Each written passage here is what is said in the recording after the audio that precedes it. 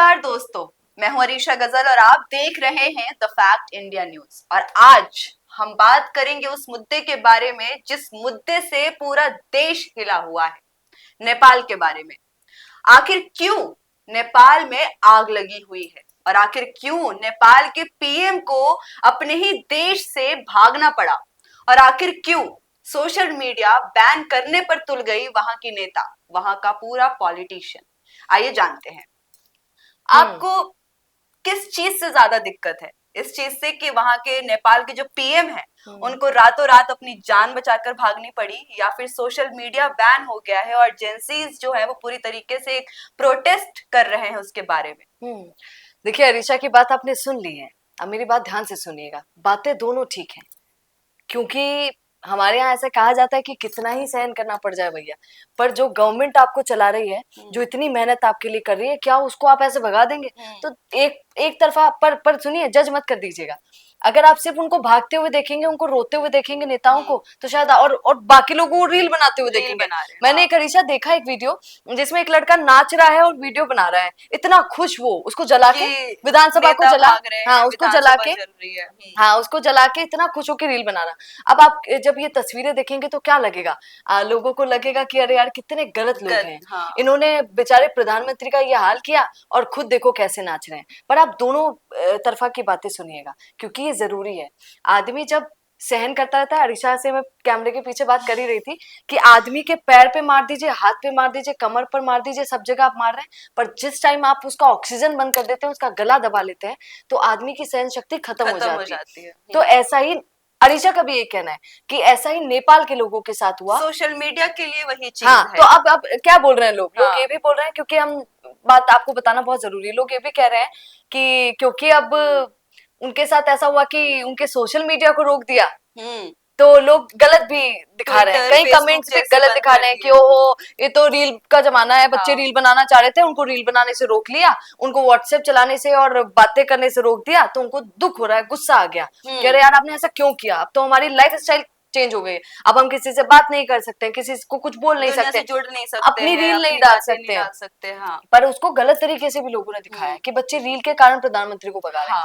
पर ऐसा नहीं है। सिर्फ ये अरीशा ने भी मुझे बताया कि अब बताओ, तुम ही बताओ कि कैसे तुमने बोला था कि सिर्फ वही मुद्दा नहीं है कि सोशल मीडिया ही, उसके अलावा गवर्नमेंट ने क्या क्या किया, और वो नेपोटिज्म वाली बात जो तुमने मुझे बताई थी। सोशल मीडिया तो एक ये है मुद्दा कि बहुत लंबे टाइम से चला आ रहा था। वहां की गवर्नमेंट ने भी ये चीज बोली कि सोशल मीडिया हम इसीलिए बैन करना चाह रहे हैं क्योंकि जो फेक न्यूज है और जो समाज के लिए नफरत फैलाता है कंटेंट, वो चीज बंद हो सके, नेशनल सिक्योरिटी हो सके हमारे नेपाल में, काठमांडू में, इसीलिए हम सोशल मीडिया को बैन करना चाह रहे हैं। लेकिन मेरा एक ओपन एंड क्वेश्चन ये होगा यहाँ पर कि फेसबुक, इंस्टाग्राम, ट्विटर, यहाँ तक कि ट्विटर भी बैन कर दिया गया, पर टिकटॉक जो कि चाइना का ऐप माना जाता है वो क्यों नहीं बैन हुआ? दूसरा कि चाइना बुरा मान जाएगा शायद, इसीलिए नहीं हुआ, पॉलिसी नहीं मानी होगी, इसीलिए नहीं माना होगा। और जो दूसरा सिचुएशन अगर हम देखें, दूसरी सिचुएशन और सिनेरियो अगर हम देखें, तो एक हैशटैग नेपो किड्स का ट्रेंड चला था नेपाल में, काठमांडू में, कि जो नेता के बाल बच्चे हैं वो फॉरेन कंट्री में सेटल हो रहे हैं, वहां पार्टी कर रहे हैं, लग्जरी लाइफ जी रहे हैं, लग्जरी कार में घूम रहे हैं। वहीं दूसरी तरफ जो नेपाल के लोग हैं, जो नेपाली सिटीजन्स हैं, उनको अनएम्प्लॉयमेंट जैसी चीजों का फेस करना पड़ रहा है, गरीबी देखनी पड़ रही है। अनएम्प्लॉयमेंट तो इतनी है कि वहां के जो यूथ हैं इस चीज के लिए तैयार हो गए थे। तैयार क्या हो गए थे, यहाँ तक कि यूक्रेन और रशिया की वॉर में गए थे क्योंकि उनको वॉर में जाने के लिए 5 लाख रुपए मिल रहे थे। ये हालत थी। और देखो ना, हमारे यहाँ इंडिया की ही बात कर लो, कितने लोग आपको रोड पर, जयपुर की गलियों में, हम तो राजस्थान से इसलिए ऐसे बोलेंगे, दिल्ली में भी कितने आपको जगह पर लोग, हर एक राज्य में नेपाल के लोग यहाँ पर मिल जाएंगे। और आप उनसे पूछे तो कहते हैं कि हमारे यहाँ धंधा नहीं है, हमारे यहाँ काम धंधा नहीं है, तो यहाँ पर आकर काम कर लेते हैं, थोड़ा पैसा कमा लेते हैं, घर पर थोड़ा रोड साइड पे अपना स्टॉल लगा रहे। ये भी है कि सोसाइटी में एक्सेप्टेंस भी नहीं है इनकी, लोग इनको एक्सेप्ट नहीं करते हैं, अपनाते नहीं। छोटी आंखों वाला, नेपाली मोमोज, ये सब कह के उनको चाइनीज, हाँ बहुत, तो उनको सोचा ये जाता है कि हमारे भारत का ही नहीं है, हमारे कई तो लोग उनको ऐसा फील करा देते हैं कि देश का ही नहीं है भैया तू तो उनको बहुत बुरा लगता है कि यार ये मुझे दोस्त नहीं बना सकता, ये मुझे बहन भाई नहीं बोल सकता, ये मुझे वो नहीं कह सकता है। तो ये चीजें बहुत देखने को मिलती है। और दूसरी बात जो मैं बताना चाह रही थी आप सबको कि ऐसा नहीं है, अभी अरीशा ने भी बताया कि ये अचानक हुआ हो, ऐसा बिल्कुल नहीं है। हर हर आप दूसरे देशों को उठाकर देख लीजिए, हाल ही में आपको वो कैसे भूल सकते हैं आप, बांग्लादेश वाला, जहाँ प्रधानमंत्री साहिबा को भागना पड़ गया था बेचारी जी को, क्योंकि उनको मारने तक आ गए थे। उनके कपड़ों का किस अश्लीलता से मतलब लोगों ने वो किया था, वो आप याद कर लीजिए।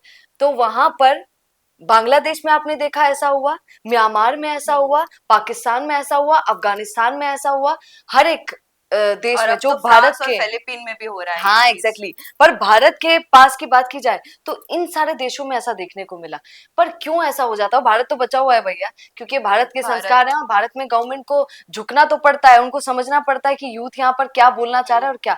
भारत में ऐसा नहीं हो सकता कि ये लोग इस तरीके की सड़क रोक पे यहाँ पर उतर लगा आए, सके। पार्लियामेंट में आग लगा दे, या फिर जो पीएम है उनके घर में पर आग सुनो लगा ना, दे। लगा भी तो नहीं सकते हैं, क्योंकि हमारे यहाँ की गवर्नमेंट चाहे हम कितनी 70 कमियां निकाले, भैया सड़क न बनवाया, अरे भैया ये नहीं करवाया, अरे भैया वो नहीं करवाया, पर जो चीजें हमें मिलनी चाहिए, डेमोक्रेसी जो हम देखने की कोशिश करती है, डेमोक्रेसी वो यहाँ पर नजर आती है। आज सुनती भी है चाहे सरकार, अगर अभी नहीं सुनती है तो कुछ उनको टाइम के हटा बाद देते हैं उनको तो सुनना तुरंत सुनती जरूर है। पड़ता है। ऐसा हाँ, नहीं है कि वो सुन के भी अनसुना कर अनसुना देती है, कर दे, ऐसा हाँ। कुछ भी नहीं और है। ऐसा तो बिल्कुल नहीं है, जैसा आप बता रही थी कि वहां पर 3 पार्टियां हैं जो लगातार रिटर्न रिटर्न रिटर्न करती रहती हैं हाँ। कि भैया अगली इस बार तू आ जा, अगली बार मैं आ जाऊंगा, इस बार ये, तो यूं चक्र चलना चाहिए। तो वो सबसे गंदी चीज है जो डेमोक्रेसी को पूरे तरीके से नेपाल में खत्म करती है। इसीलिए सबसे अच्छा डेमोक्रेसी को माना जाता है कि आप लोकतंत्र के साथ अगर आगे बढ़ते हैं तो वो देश सबसे अच्छा देश है। पर मेरा आपको ये कहना है कि ये सब देशों में जहां जहां मैंने आपको नाम लिए, वहां वहां ये जो भी हुआ वो उससे पहले सब कुछ सोच लिया गया था, सब कुछ भर गए थे लोग यहाँ तक, डिस्कशन तब हो उसके चुका बाद, था। हाँ, तब उसके साथ प्री प्लानिंग के साथ ये सब हुआ। अब यहाँ पर भी कहा तो ये जा रहा है कि सिर्फ यूथ ही नहीं कर सकता है, उसको उजागर करने के लिए, उसको एक पुश पीछे करने के लिए, सपोर्ट के लिए सपोर्ट के पीछे तौर लोग पर लगे कोई तो हुए लोग थे। लोग हैं, और ये लोग बेशक वो भी हैं जो गवर्नमेंट के खिलाफ थे, खिलाफ है और आगे नहीं कई आना अनशन चाहते। प्रदर्शन हाँ, उन्होंने सालों पहले किए किया हैं। हो। लेकिन ये भी एक फैक्ट है, ऑब्वियसली ये रियलिटी है कि 2008 में नेपाल के अंदर, काठमांडू के अंदर मोनार्की सिस्टम को खत्म किया गया, वो कि इंडिया में कितनी पहले हो गया था वो चीज, लेकिन अब 2008 में खत्म किया गया है और इतने साल हो गए हैं रिपब्लिक हुए हुए काठमांडू को।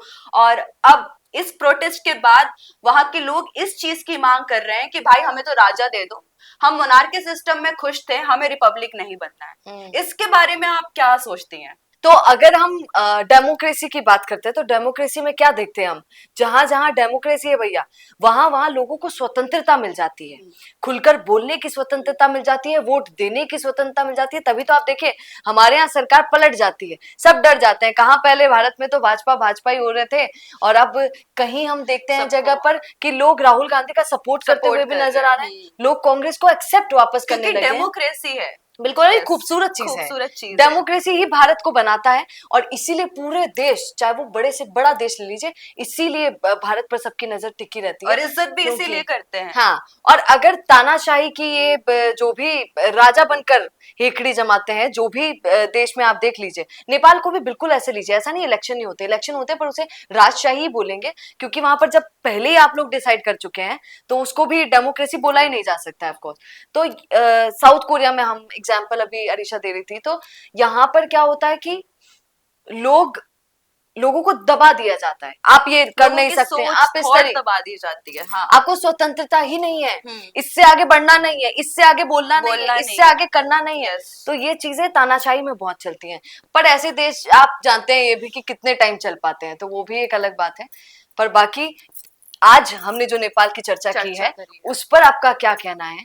जो नेपाल में जो भी आगजनी हुई है, किसकी गलती मानते हैं? मेरा तो सबसे बड़ा सवाल ये है ना, क्वेश्चन ये है कि गलती किसकी मानते हैं, सरकार की या जेंजी की? हाँ, ये जरूर लिखिएगा कमेंट में, और बने रहिए द फैक्ट इंडिया के साथ, क्योंकि याद रखिए हम फैक्ट्स पर बात करते हैं भैया। नमस्कार। तो दिखता नहीं है, वो चलता नहीं है, लेकिन प्रॉब्लम तो यही है कि अपने बिजनेस को दिखाएं कैसे, पूरे इंडिया तक उसको पहुंचाएं कैसे।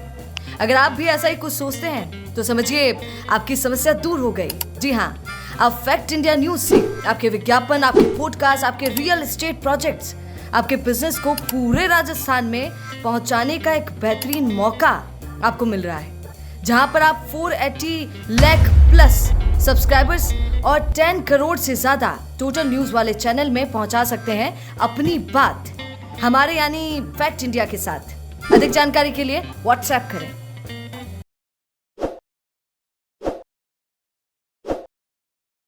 ताज़ा खबरों के लिए विजिट करें द फैक्ट इंडिया की वेबसाइट और डाउनलोड करें द फैक्ट इंडिया ऐप।